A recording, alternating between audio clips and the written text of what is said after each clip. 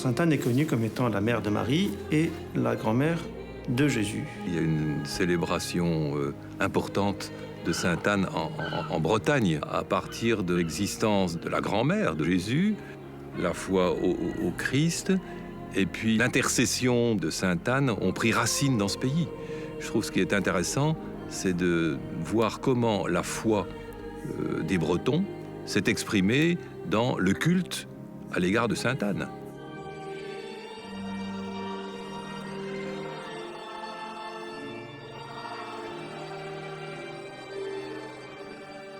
Dans cette région qui est attachée à ses racines, à sa culture, à ses traditions, eh bien, on peut dire que Sainte Anne est une belle figure qui porte cette valeur, cette capacité à transmettre aux générations suivantes ce qu'elle a reçu. Sainte Anne, celle qui a transmis à Marie l'art d'écouter et de méditer la parole de Dieu.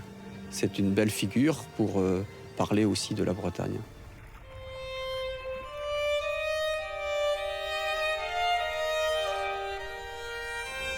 Sainte Anne est vécue au 1er siècle avant notre ère. Elle est née autour de 63 avant Jésus-Christ. C'est le moment où il y a de gros désordres dans la Terre Sainte, entre les différents Hircan II, Aristobule II, les luttes entre les grands prêtres, entre les princes, et Rome vient mettre un petit peu d'ordre en envoyant le général Pompée, qui va donc prendre le temple et la ville de Jérusalem en l'an 63. L'autorité commence à échapper au peuple juif petit à petit.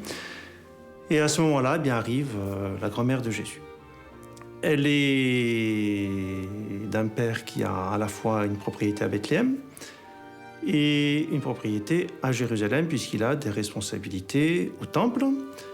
Et du coup, Anne va grandir entre Bethléem et Jérusalem. Il n'y a jamais que 10 km d'écart. Mais en tout cas, depuis la maison familiale de Jérusalem, qui est l'actuelle église de Sainte Anne à la porte nord du temple, elle a pu assister à toute l'histoire juive de son temps. La vie de son peuple à ce moment-là étant essentiellement l'attente du Messie et ce frémissement messianique que tout le monde sent, que le Messie va venir, que petit à petit on arrive au temps des prophéties de Daniel. Et on voit d'ailleurs dans les Actes des Apôtres au chapitre 7 que plusieurs se sont présentés comme le Messie et puis tout est tombé à l'eau, etc. Donc on est dans une époque de grande espérance, de grande confusion, et en même temps, au milieu de ce monde difficile, eh bien, on voit grandir une jeunesse claire et pure, dont Anne et son mari, Joachim, sont des exemples merveilleux. Pour un regard moderne, les évangiles restent malheureusement silencieux sur un certain nombre de relations de personnages. Et nous, on trouve que c'est un peu dommage dans notre approche un petit peu pratique, historique. Les évangiles ne visent pas à nous faire un récit historique des choses, même s'il y a de l'ordre de l'histoire. Mais de quelle histoire? C'est une histoire qui est une histoire en même temps porteuse d'un sens théologique. La présence de Sainte Anne et de Saint Joachim est rassurante. Et en même temps, elle n'est pas indispensable, enfin elle n'est pas nécessaire. Même le rôle de Marie est quand même très réduit dans l'Écriture.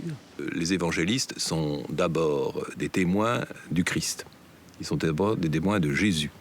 C'est la raison pour laquelle et Marie et Joseph tiennent très peu de place dans les évangiles. Donc les évangiles, ils sont là pour témoigner et parler du Christ, et en particulier de sa passion et de sa résurrection. Si bien que les évangiles de l'enfance ont peu de place dans les 4 évangiles, on en parle surtout chez Saint Luc. C'est parce que pour les évangélistes, c'est pas l'essentiel de la foi.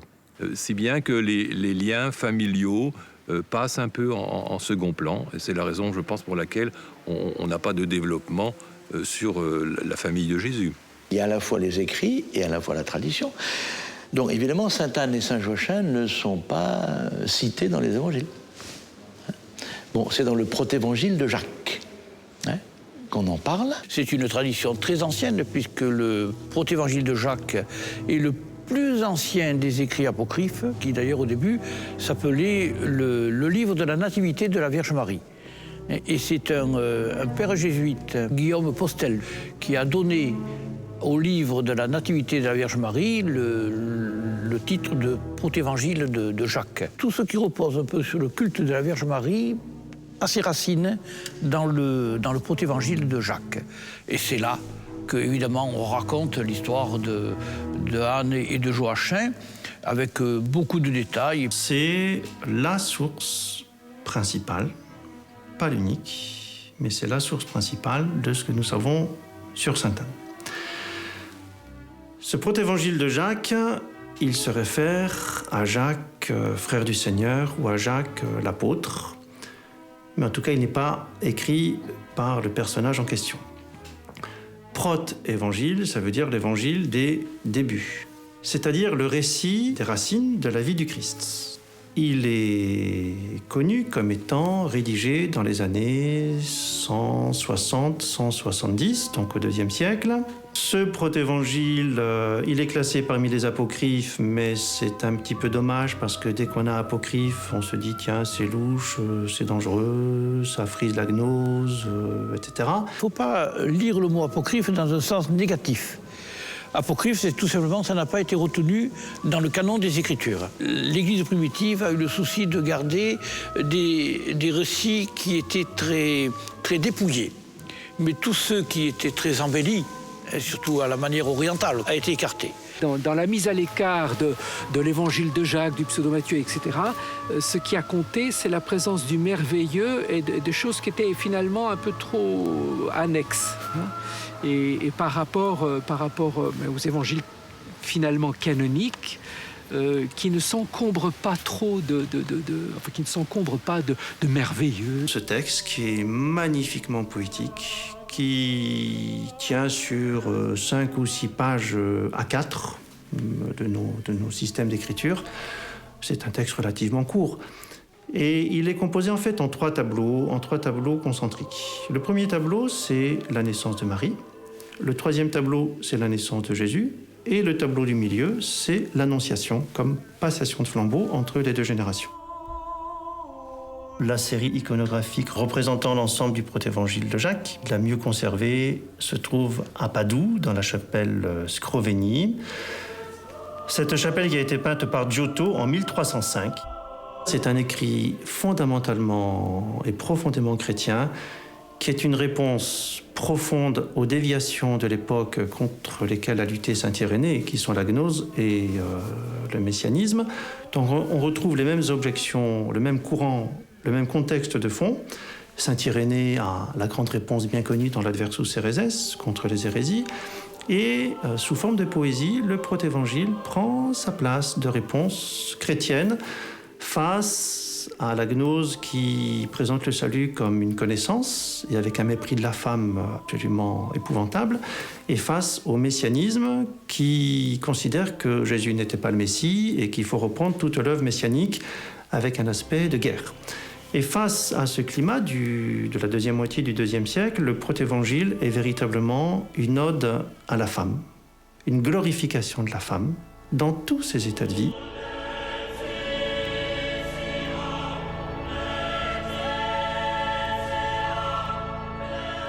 Alors comment est-ce que Anne et Joachim ont pu se rencontrer ? Eh bien, c'est pas très compliqué. Joachim est éleveur, il a des troupeaux, et ces troupeaux, eh bien, il vient les présenter au temple de Jérusalem pour les différents sacrifices. Le père de Anne, lui, en tant que prêtre et responsable au temple, eh bien, il doit accueillir ses troupeaux et procéder aux purifications. Ce qui explique la maison paternelle d'Anne est juste à côté de la piscine de Bethesda.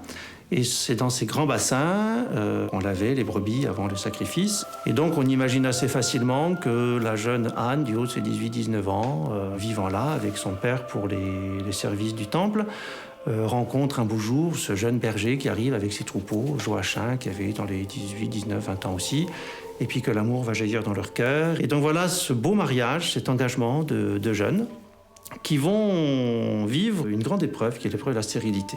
Pendant grosso modo une vingtaine d'années, ce qui nous mène Anne et Joachim autour de la quarantaine. Et arrivé à cet âge-là, où l'horloge biologique tourne aussi pour sainte Anne, quoi qu'il arrive, Joachim, un beau jour, va offrir un énième sacrifice au temple. Et c'est là qu'il est reçu par le prêtre de service de ce jour-là ou de cette semaine-là, qui manque peut-être un petit peu d'ouverture spirituelle et qui va lancer à Joachim cette injure terrible. Tu es stérile, donc tu es maudit de Dieu, et donc tu n'as rien à faire au temple, quoi. Et Joachim explose, et le ménage explose, et Joachim divorce. Voilà, il faut avoir le courage de dire les choses par leur nom. Leur couple a explosé. Joachim s'en va donc dans la campagne, auprès de quelques bergers.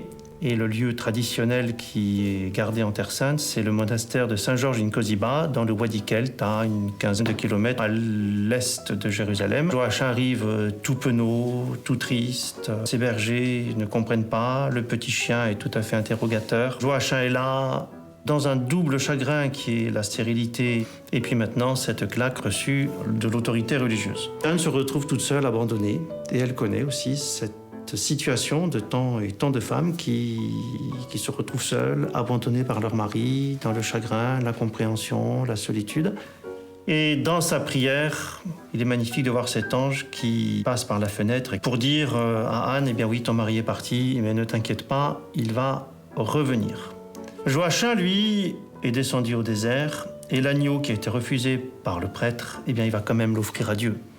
Et de manière extrêmement émouvante, on voit l'agneau qui brûle, et puis on voit tout en haut la main de Dieu qui sort du ciel en signe d'accueil et d'agrément.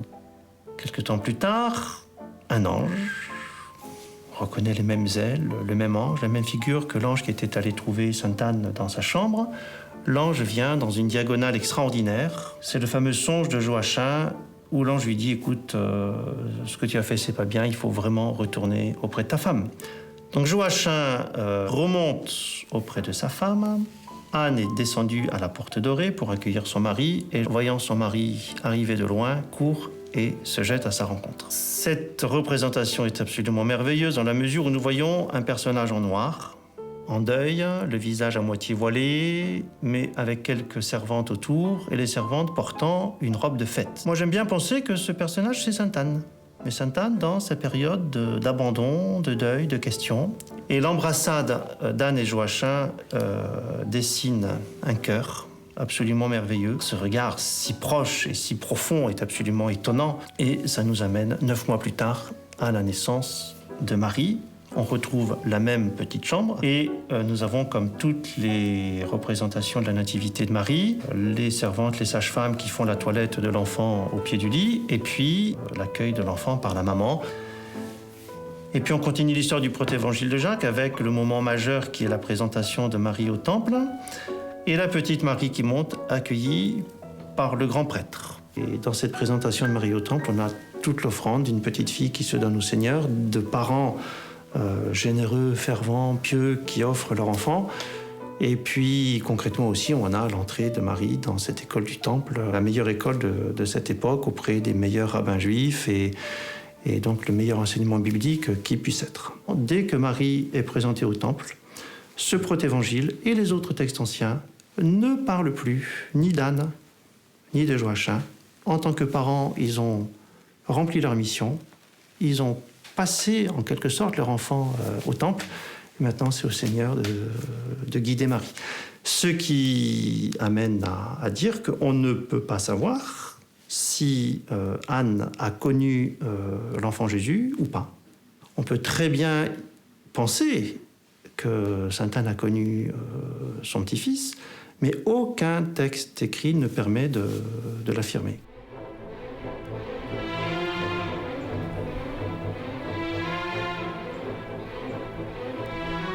Pourquoi il y a une célébration importante de Sainte Anne en Bretagne? Derrière, il y a une légende. On dit qu'une dame du château de Moélien, qui avait un mari jaloux et très violent, quitta un soir le manoir de Moélien, le château de Moélien. Elle descendit jusqu'à la plage qu'on appelle Sainte-Anne-la-Palue. Elle vit une lueur. Et c'était une barque conduite par un ange. Elle s'embarqua et partit jusqu'en Judée. Arrivée en Judée, elle s'est mariée. Donc elle se serait donc mariée avec Joachim et a donné naissance à Marie, la mère de Jésus. Voilà. Mais elle avait le mal du pays. Et elle se languissait, et puis elle avait la nostalgie du Porzé. et de la belle terre de la Palue. Et alors, elle fut conduite de retour par un ange. Alors avant de mourir, Jésus serait venu et elle aurait demandé précisément que dans ce lieu, on puisse édifier une chapelle et qu'il y ait une source. Et Sainte Anne a donné ce pouvoir-là à l'eau qui coule dans cette fontaine, là, Sainte Anne-la-Palue. C'est une eau de tout remède. Et du coup, ce lieu est devenu un lieu de pèlerinage où on est venu vénérer Sainte Anne.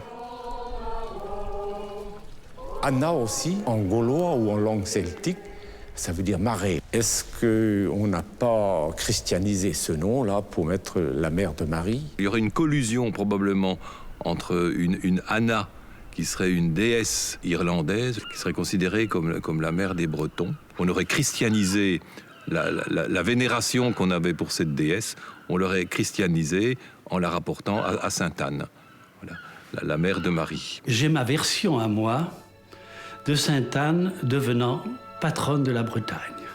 C'est arrivé de la façon la plus officielle possible, c'est-à-dire là-haut. C'était un soir, en paradis. Brusquement, la bonne Sainte Anne s'en fut trouvée d'un air très crâne. Jésus, qui parut tout surpris de voir à cette heure tardive Sainte Anne s'avancer pensive. C'était un soir, en paradis. Que fais-tu là, bonne maman? Pourquoi prends-tu cet air si grave? Rencontrerais-tu quelque entrave à ton bonheur? Oui, mon enfant, répondit Sainte Anne attendrie. C'est qu'en paradis, je m'ennuie. Que dis-tu là, bonne maman? Eh oui, j'y ai trop de loisirs et je voudrais un peu d'ouvrage. Eh bien, souris-moi, car je gage que je vais combler les désirs. J'ai la Bretagne et te la donne. Si tu veux, sois-en la patronne. Ainsi seront pris tes loisirs. Dans la légende, il y a une lecture plus enrichie que la simple lecture technique ou chronologique de faits, mais il y a une mise en scène théologique. C'est-à-dire à travers les récits un peu merveilleux, on veut dire quelque chose. C'est comme si on disait que la poésie n'avait pas d'importance, finalement. Et la poésie ne dit rien de scientifique, de technique, mais elle va évoquer, elle va dire symboliquement, par les mots, par les rythmes, par les couleurs qu'elle va suggérer, elle va dire quelque chose de plus profond. Je pense que dans le merveilleux, il y a quelque chose de cet ordre-là. Quelle que soit, je dirais, l'histoire passée, l'histoire légendaire, à la limite, peu importe. Ce qui est essentiel, c'est de voir comment le culte à l'égard de Sainte Anne s'est développé dans cette région. D'ailleurs, il semble bien qu'il y ait eu des ermitages qui étaient en lien d'ailleurs avec l'abbaye de Landévennec, et donc le culte envers Sainte Anne s'est mis en place.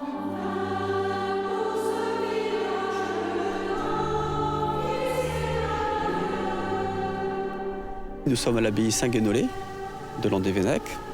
Ce monastère a été fondé aux confins du 5e et du 6e siècle. Les fouilles archéologiques qui se sont déroulées dans les années 80 et jusqu'en l'an 2000 ont confirmé une présence monastique qui remonte à cette période-là. De Saint-Guénolé lui-même, on sait peu de choses, sinon qu'il a eu le goût de venir chercher Dieu dans un lieu qui est magnifique. Donc j'aime bien dire que de Saint-Guénolé, on peut supposer qu'il avait une bonne théologie de la création. Contempler Dieu dans un lieu de beauté était une manière de le louer et de rendre grâce. Selon la légende, qui est illustrée d'ailleurs dans les vitraux de l'église de Sainte-Anne-la-Palue, Saint-Guénolé, Gralon et Corentin sont associés au lieu de Sainte-Anne, voilà, aux confins du 5e, 6e siècle. D'un point de vue historique, ce qu'on peut simplement dire, c'est que en 1639, donc au XVIIe siècle, la chapelle de Sainte-Anne, à Sainte-Anne-la-Palue, est dépendante de l'abbaye Saint-Guénolé de Landévennec. Aujourd'hui, ce qu'il reste de cette ancienne tradition, c'est que l'abbaye de Landévennec est invitée à participer au pardon de Sainte-Anne chaque année, le dernier dimanche d'août. Et nous sommes heureux d'accompagner le peuple chrétien et de prier avec les pèlerins de Sainte-Anne.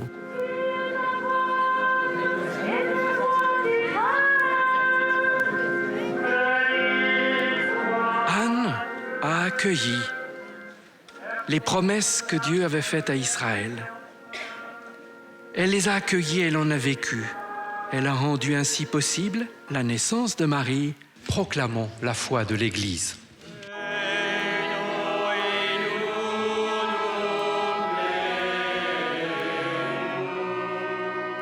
Le mot pardon, je trouve en Bretagne, correspond souvent à une fête patronale, correspond aussi à un pèlerinage. Cette procession avec les bannières, hein, ces nombreuses bannières, ça c'est quand même typiquement breton. Le nom de pardon était associé au fait que quand on faisait un pardon, on demandait en quelque sorte par l'intercession d'un saint au Seigneur de nous réconcilier avec lui, de nous aider à lui laisser plus de place dans nos vies.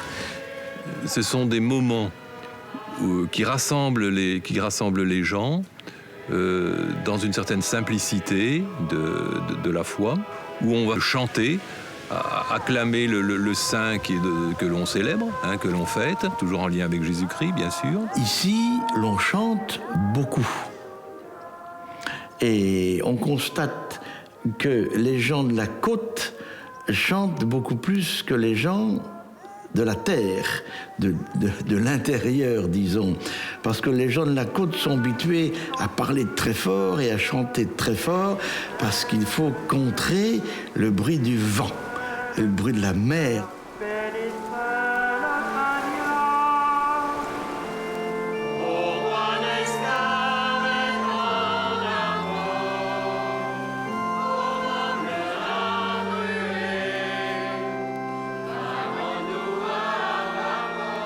Et ce qui me frappe aussi, c'est la place qui est tenue par le costume aussi. Enfin, les gens sont en tenue de fête. Voilà. Donc on ressort les costumes typiques, traditionnels. La dévotion à Sainte Anne a généré une manière de vivre, une manière de s'habiller, une manière d'être les uns à l'égard des autres certains jours. On se met sur son 31, parce que quand on va rencontrer le Seigneur et les saints du ciel, on ne peut pas s'habiller comme à l'ordinaire. Le pardon, c'est ces enfants endimanchés, chapeautés, belles robes brodées, voilà. Et leur joie d'être là, ils sont de la fête. Ils sentent quelque part qu'ils sont regardés. Et puis en même temps, ils sont heureux de se retrouver ensemble. Et cette joie, ça fait partie vraiment intégrante d'un pardon.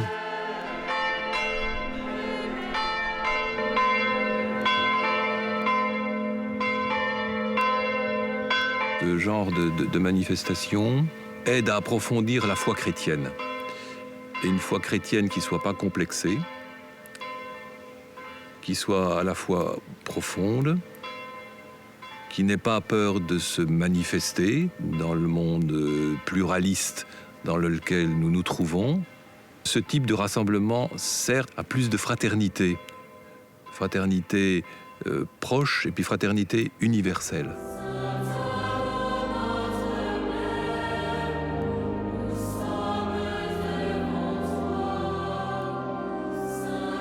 Ici, nous sommes au bas de la nef de la chapelle de Sainte-Anne-la-Palue, devant la chapelle privilégiée où est exposée la statue couronnée de Sainte-Anne.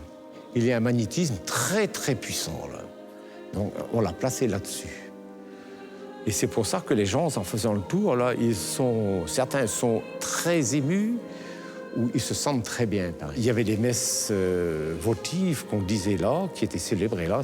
Et alors, le pèlerin, quand il arrive là, évidemment, pour terminer son pèlerinage, il fait le tour de l'oratoire. Et on passe sous la pierre, évidemment, on touche la pierre. Et ils font 3 fois le tour de l'oratoire. Quand on vient en pèlerinage auprès d'un tombeau d'un saint ou qu'on vénère une statue, eh bien, on y vient avec le désir de se convertir, de progresser dans la vie chrétienne. On reconnaît qu'on est pécheur et on demande pardon pour retrouver justement la pureté de la vie baptismale. Et puis du coup, ça suscite le renouveau de la foi et ça fortifie la foi. Il y a 19 fenêtres sur la chapelle Et ils ont décidé de les doter de grandes verrières qui ont été mises en place entre 1935 et 1937. Les verrières du chœur racontent dans 2 fenêtres la vie de Sainte-Anne et de Saint-Joachim, la nativité de la Vierge, les fiançailles de Sainte-Anne. Et alors en bas-relief, c'est la découverte de la statue de Père Nicolasique de Sainte-Anne dorée. Le vitrail du transept sud, c'est la découverte du corps ou des reliques de Sainte-Anne dans la basilique d'Apt. Les sanctuaires de Sainte-Anne, il y en a 2 principaux. C'est Sainte-Anne d'Auray, qui est de très loin le plus connu, et Sainte-Anne d'Apt, dans le Vaucluse. Apt se situe à 60 km à l'est d'Avignon, dans cet endroit qui sont déjà les Préalpes, qui sont toujours dans le Vaucluse. Dans un sillon de la vallée, il y a la construction de la ville d'Apt dans les années 40-43 avant Jésus-Christ. La ville s'appelle Apta Julia, donc le lieu bien trouvé par Jules. Et c'est un lieu de passage entre les Alpes et la Méditerranée. Et ça a été un lieu très vite occupé par les Romains. Oh, je pense que c'est tout simplement dans un esprit de conquête. La chapelle Sainte-Anne, c'est sûrement le lieu le plus important de la cathédrale. Cette chapelle, elle a été construite au début du XVIIIe siècle, grâce aux dons d'Anne d'Autriche. Anne d'Autriche, donc, n'arrivait pas à avoir d'enfants. Elle a beaucoup prié Sainte-Anne, et en fait, elle a eu Louis XIV, et elle est venue ici pour remercier Sainte-Anne. Et elle a été extrêmement généreuse. Elle a fait un don assez important et qui a permis la construction de cette chapelle au début du XVIIIe siècle. Ce qui s'impose, c'est d'abord le reliquaire. Le reliquaire avec, vous voyez, les bustes. Ce sont des bustes du XIXe siècle, parce qu'ils ont été détruits, vandalisés et refaits au XIXe siècle. Sainte-Anne au milieu, avec Saint-Castor et Saint-Hospice, les 2 patrons d'Apt, avec Sainte-Anne. En dessous, au centre, vous voyez, Elzéar et Delphine de Sabran. C'est dans cette ville que nous vénérons les reliques de Sainte-Anne. L'amour et le culte de Sainte-Anne à Apt est clairement lié à la présence des reliques. Si Sainte-Anne est la grand-mère des Bretons, c'est chez nous qu'elle a choisi de reposer. Le culte de Sainte-Anne en Europe commence à Apt. Apt est la maison mère. Les reliques qu'il y a à Sainte-Anne-d'Auray, comme les reliques qu'il y a de partout ailleurs, viennent de Sainte-Anne d'Apt. Alors se pose la question, comment les reliques de Sainte-Anne sont-elles arrivées à Apt? On peut rattacher tout cela à la grande tradition juive de partir d'un endroit en emportant les reliques et les ossements des ancêtres. On a vu cela quand les Juifs ont quitté la bande de Gaza il y a quelques 10 ou 15 ans maintenant, ils ont emporté leur cimetière. On voit ça dans l'Exode, quand on quitte l'Égypte, Moïse fait prendre les ossements de Joseph pour rapatrier en Terre Sainte. Quand Hérode Agrippa fait couper la tête de Jacques et qui met Saint-Pierre en prison, Jacques étant le frère du Seigneur ou le cousin du Seigneur, c'est quand même chaud pour la famille du Christ. C'est à ce moment-là que Saint Jean prend Marie pour la mettre en sécurité un peu plus loin à Éphèse, d'où la tradition de la maison de Marie à Éphèse. Et à ce moment-là aussi, les tout proches du Christ, que ce sont Marie Jacobée, Marie Salomé, etc., doivent partir. Et c'est la grande tradition de ces saints de l'Évangile qui sont mis sur une barque, avec ou sans voile, en tout cas qui débarquent au Sainte-Marie de la Mer. Et puis que de là, Lazare s'en va sur Marseille, Marie-Madeleine à la Sainte-Baume. Et puis le coffret des reliques de Sainte-Anne va finir à Apt, qui est justement un petit peu à l'intérieur des terres, un peu en recul, un peu en sécurité.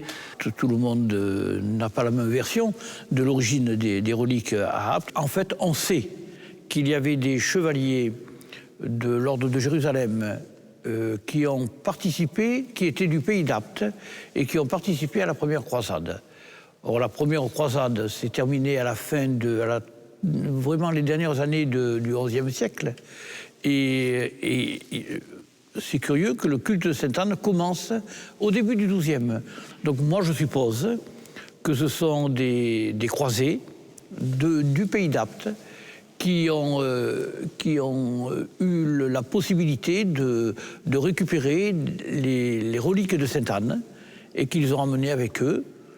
Et c'est comme cela que les reliques de Sainte-Anne se sont retrouvées à Apt. Voilà, alors ici nous sommes dans la pièce du trésor. Et il y a des choses à dire sur Sainte-Anne, là. Il y a les ornements offerts par Anne d'Autriche, aussi toujours en remerciement à Sainte-Anne pour la naissance de Louis XIV. Ce qu'on appelle toujours le voile de Sainte-Anne. C'est une pièce assez extraordinaire, unique, très fine, qui n'a aucun raccord, qui n'a jamais été cousue et qui était un voile d'apparat fait pour le calife Mustali. Tout le monde s'accorde à dire que ça a été ramené par un des chevaliers qui est revenu de la première croisade. Et après, ma foi, voilà, l'histoire a voulu que l'on appelle ce voile le voile de Sainte-Anne. Là, nous sommes devant ce qu'on appelle le berceau de Sainte-Anne. On dit qu'il est du XIVe siècle. Et c'est une pièce importante. Vous savez, il y a des gens qui viennent de partout pour voir et pour bercer l'enfant Jésus. Il y a des couples, jeunes couples, qui n'arrivent pas à avoir d'enfants et qui viennent parfois de très loin pour bercer le berceau de Sainte-Anne. Et il y a même un couple qui a eu des jumeaux après avoir bercé alors qu'ils n'arrivaient pas à avoir d'enfants. Voilà, eh bien, je pense que ça relève un peu de ce déblocage psychologique, quoi. Mais enfin, c'est évidemment une tradition qui nous renvoie aussi à Sainte-Anne. Ici, la fête de Sainte-Anne se passe le dimanche qui suit le jour de la fête, le 26 juillet. Alors, traditionnellement, il y a une messe solennelle le dimanche matin. Et l'après-midi, il y a une procession dans les rues d'Apt. Et avant la procession, on bénit le fruit de la terre, là, les raisins, et on donne, on distribue sur le passage les raisins aux gens.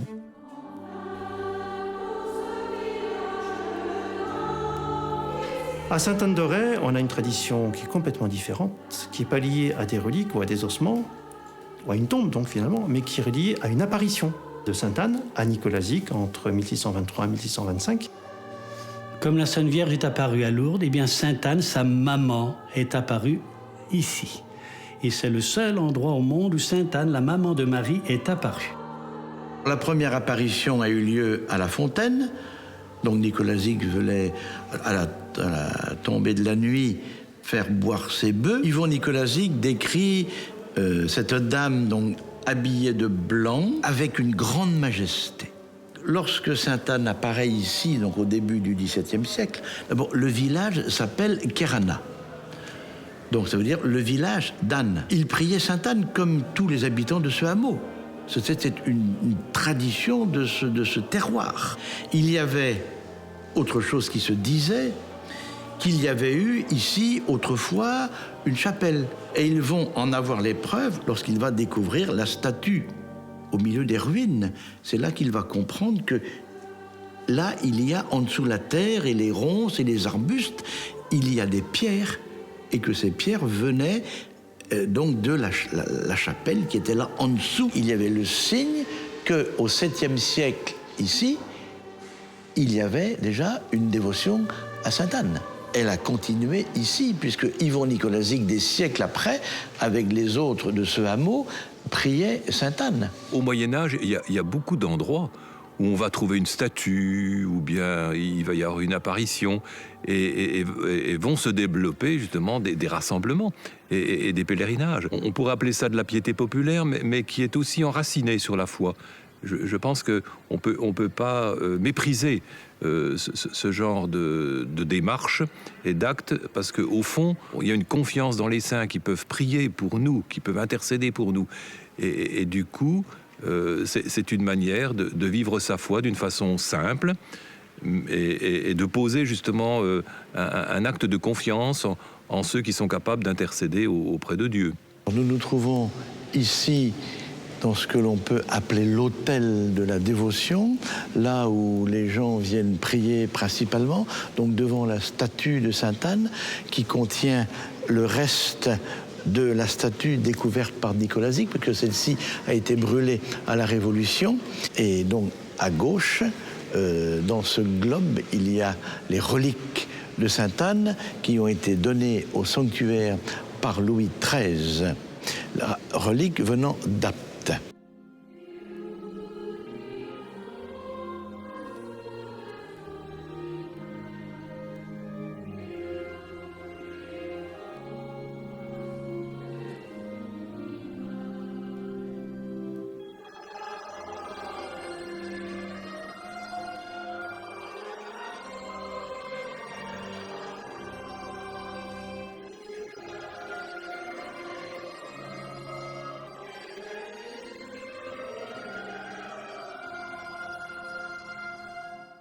Ici, il y a toujours des belles choses liées aux enfants.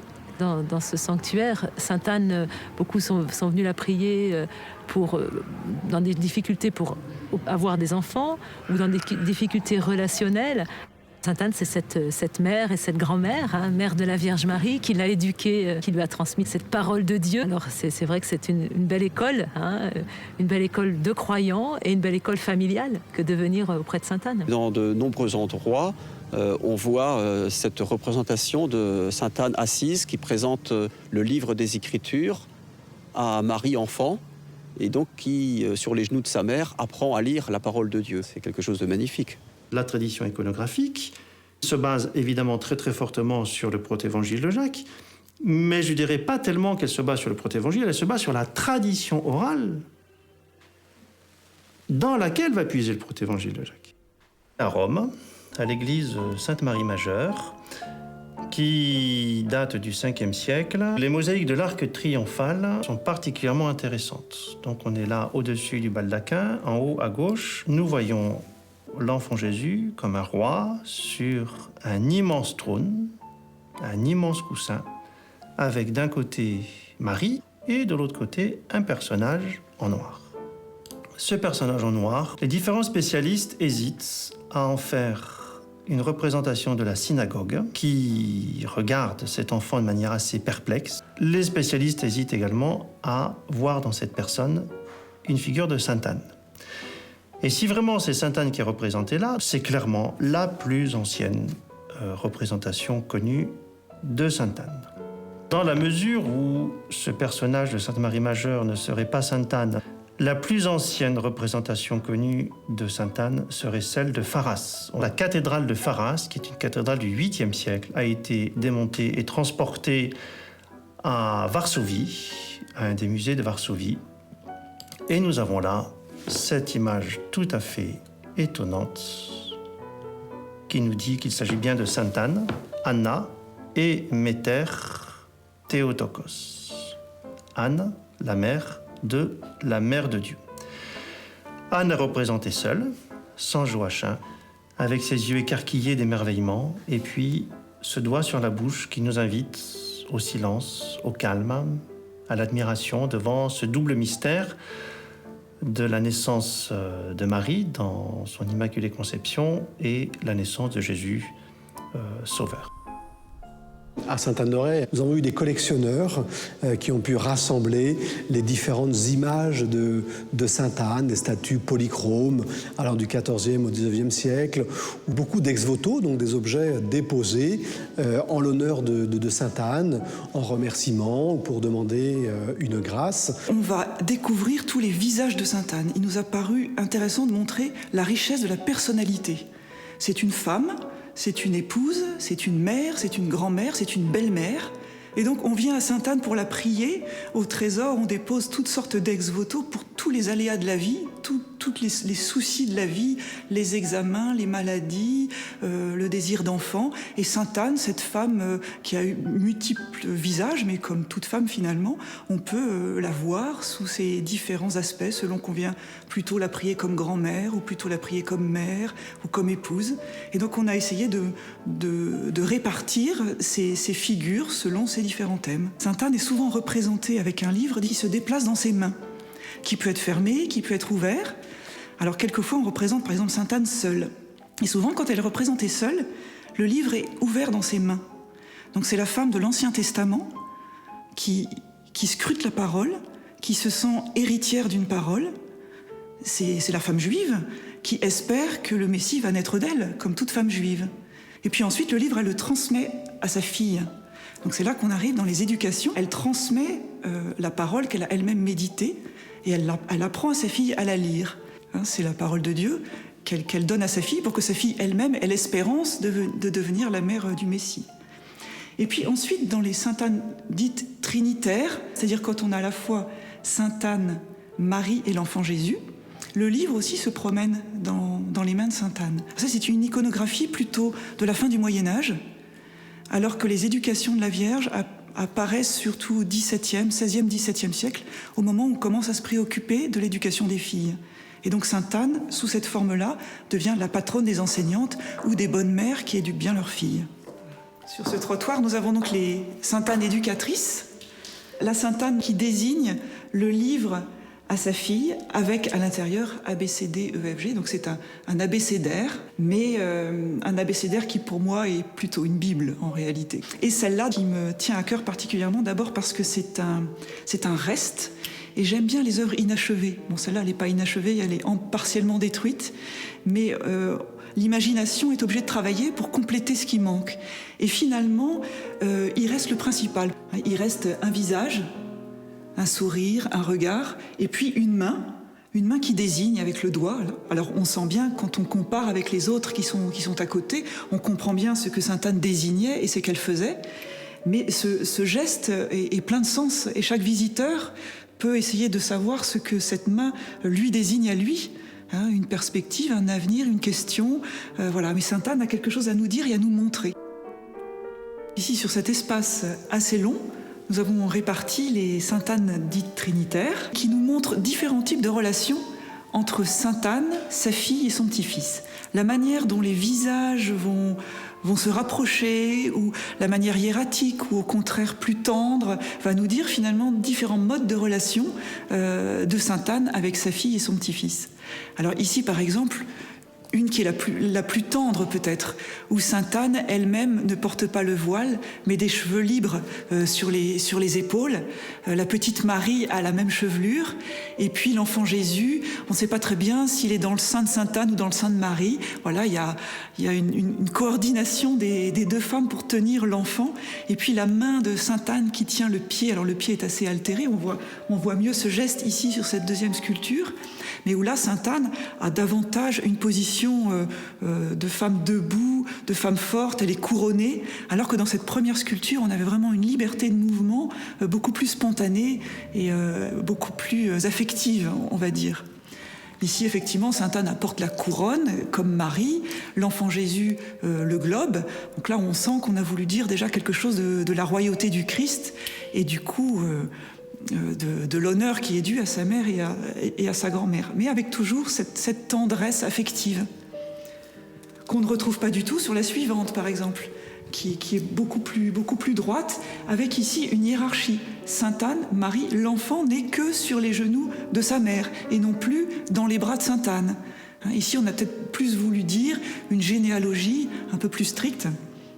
Voilà. Et l'enfant Jésus trônant quand même sur une Marie assise comme sur un trône. Alors ici, on a le livre fermé dans les mains de Sainte Anne et un livre ouvert dans les mains de l'enfant Jésus. Sainte Anne, c'est l'ancienne alliance, la femme âgée qui porte le voile, et puis son livre est fermé. Voilà, tout est dit dans ce livre, c'est terminé. Maintenant, place à la nouvelle alliance, à ce livre ouvert que l'enfant, lui, connaît, puisque ce livre l'annonce, lui.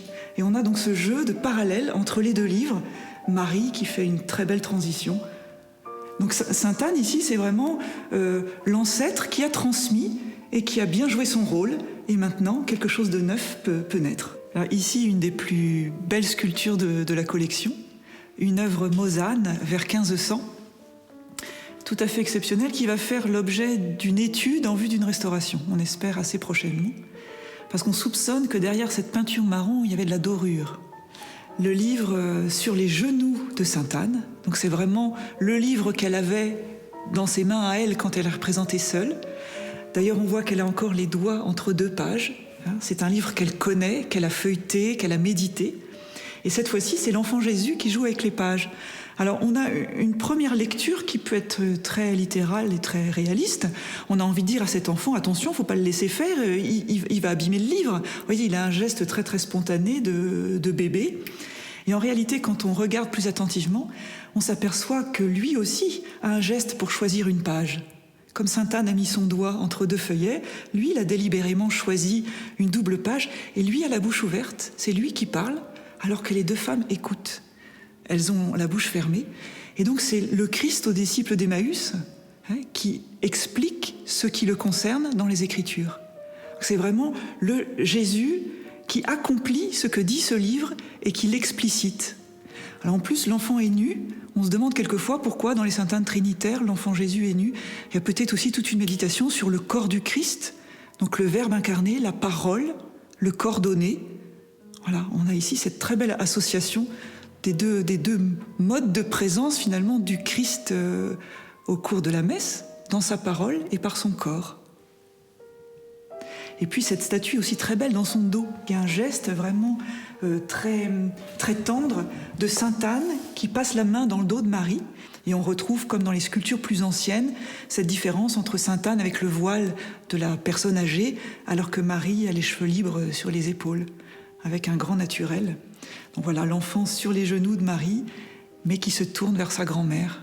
Sainte Anne est représentée enseignant à la Vierge Marie. Et on le voit aujourd'hui, le vecteur de transmission le plus important dans la société, ce ne sont pas les parents, sur les questions de la foi notamment, ce sont les grands-parents. Donc ce qui est représenté, ce qu'a fait Sainte Anne avec la Vierge Marie, nous le vivons aujourd'hui dans la relation, dans l'intergénérationnel entre les grands-parents et les petits-enfants.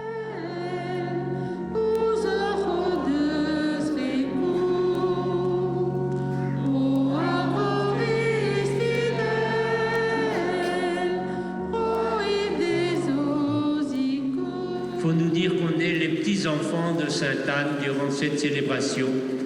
Et puis, on a le droit de lui dire ce qui nous pèse, ce qui ne va pas bien, toutes les souffrances que l'on a, de lui dire, Sainte Anne, aide-moi à continuer le chemin que je dois encore faire.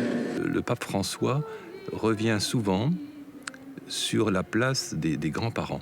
Jean-Paul II avait déjà fait aussi une lettre pour les personnes âgées. Et je pense que dans notre société occidentale, où les grands-parents sont mis de côté quelquefois, on retrouve en fait la place que peuvent tenir des grands-parents. Et en pratique, c'est vrai. Parce que, étant donné le travail quelquefois des parents, ils sont moins disponibles pour passer du temps avec leurs enfants. Et donc, ils les confient aux grands-parents. Et du coup, les grands-parents sont aussi des coopérateurs de l'éducation des enfants et des jeunes. Notre génération est une génération où les grands-parents ont aidé leurs enfants et donc leurs petits-enfants. Ensuite, je pense qu'au niveau du travail, nous sommes une génération, et ça va sûrement continuer, où les mamans vont au travail. Et c'est souvent les grands-mères qui mènent l'enfant à l'école, qui vont le chercher à l'école, qui le récupèrent en attendant que la maman rentre le soir. Alors à ce niveau-là, je dirais oui, la grand-mère de Jésus, elle est très actuelle. C'est moi qui n'ai plus mes grands-parents, je m'adresse à elle très, très facilement, très spontanément. Je lui confie un peu mes difficultés, que ce soit dans le couple, que ce soit avec nos enfants. On confie ça dans notre prière quotidienne. C'est une relation vraiment de petit enfant à une grand-mère. Hier, on avait un prêtre qui fêtait la fête de Sainte Anne et qui expliquait que les grands-parents étaient les racines, les parents étaient la tige et les enfants étaient le fruit ou la fleur. Et donc, on ne pouvait pas avoir de fruits ou de fleurs sans les racines et sans la tige. Toute personne a besoin de racines. C'est vraiment important, même pour faire grandir les générations futures. Enfin, maintenant, on le découvre encore plus parce que malheureusement, les racines sont... Il n'y a plus de racines, les tiges sont flageolantes et c'est vrai que Je pense que c'est vraiment un message. Enfin, pour nous maintenant, on est grands-parents en plus. Les grands-mères inscrivent, non pas seulement dans la vie, mais dans une chronologie, dans une histoire, dans une culture. C'est beaucoup plus profond, beaucoup plus riche. Et de ce point de vue-là, Sainte-Anne a certainement des choses très importantes à nous dire aujourd'hui sur la part de l'histoire, la part de la culture, la part d'une profondeur de vie dans une existence humaine. C'est Sainte-Anne comme garante en quelque sorte de l'incarnation. Il ne suffit pas d'avoir une mère. Par une mère, on reçoit la vie. Par une grand-mère, on reçoit comme une histoire. Des figures comme celle de Marie, comme celle de Sainte-Anne, eh bien, sont des modèles qui peuvent nous conduire à avancer à la suite du Christ, parce que elles ont été un petit peu aux premières loges de cette écoute de la parole et de cette vie selon le souffle de l'Esprit.